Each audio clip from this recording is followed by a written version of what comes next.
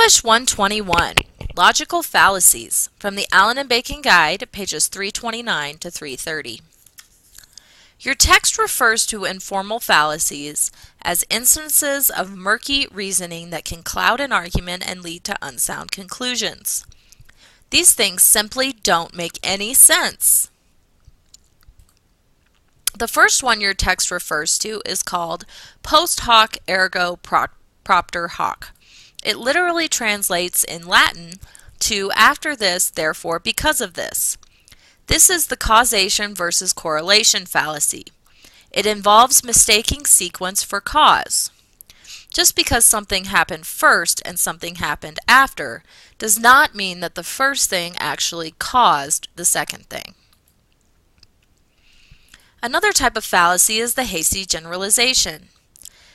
This refers to claims based on insufficient or unrepresentative data.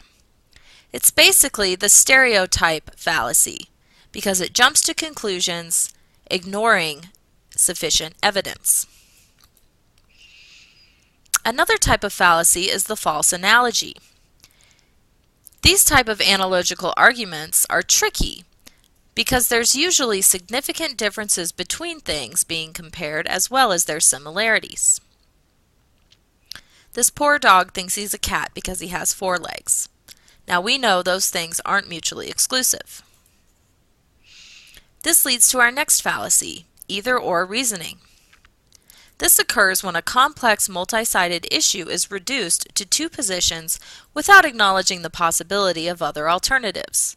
America's 2-party political system is one example. Another type of fallacy is the ad hominem fallacy, which is basically attack against a person. When people can't find fault with an argument, they sometimes attack the arguer, substituting irrelevant assertions about that person's character for an analysis of the argument itself. We see this all the time in political ads that attack the candidates rather than focusing on the issues.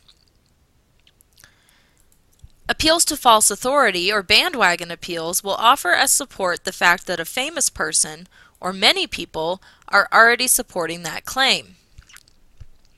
Someone has to have authority in order to be able to persuade someone to agree with them. The non sequitur fallacy occurs when there is no evident connection between a claim and its reason. One does not follow from the other. Make sure that you're connecting everything back to your theses in your arguments so that you are not guilty of this type of fallacy. Similar to the non sequitur is circular reasoning, which occurs when you state your claim and then, usually after rewording it, state it again as your reason. Therefore, circular reasoning works because circular reasoning works because circular reasoning works because. The red herring refers to the practice of raising an unrelated or irrelevant point deliberately to throw the audience off track. This comes from the practice of dragging fish across a trail to throw off a dog's scent when tracking hunting prey. And finally, your text talks about the slippery slope, which is based on a fear that one step in a direction we don't like will inevitably lead to the next step with no stopping place, and so on until the world ends. Typically, things are not that easy. Remember all of these fallacies so that you can identify them in text that you are trying to overcome and avoid them in your own writing.